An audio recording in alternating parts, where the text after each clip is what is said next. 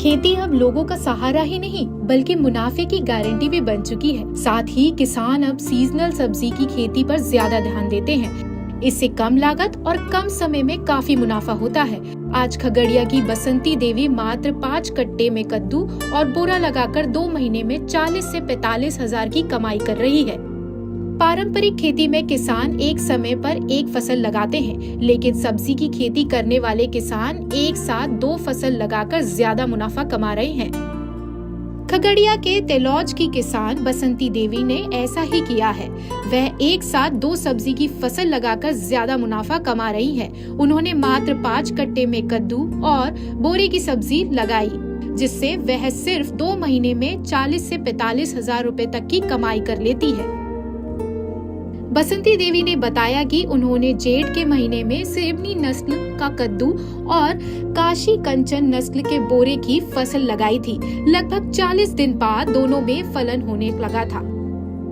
अपने खेत में DAP, urea, potash, zinc, sulphur आदि खाद का इस्तेमाल करती हैं। साथ ही महीने में 1 बोर खेत में पटवन करती हैं। बसंती देवी ने बताया कि हर दूसरे दिन वह कद्दू की फसल की तुड़ाई करती हैं। उनके खेत में एक तुड़ाई में लगभग 150 से 200 कद्दू टूटते हैं, जिससे वह 10 से 25 रुपए पीस के हिसाब से बेचती हैं। ऐसा तो संजोग है, होता है तो खूब होता है, नहीं होता तो फिर भी घाटा नहीं देता है खेती। 30, 35, 40 तक बोरा भी उसके बाद 15-20 रोज के बाद लगा दिए। अच्छा, बोरा वो जन्म के ऊपर आए, बस फिर बोरा रोप दिए। बोरो भी 40-45 दिन के बाद। बोरा भी वो रेट के हिसाब से होता है, रेट होता है तो खूब होता है, नहीं होता तो फिर भी, लेकिन हो जाता है 5,000, 10,000। सेबनी का बीज तो हम गाँव में लिए।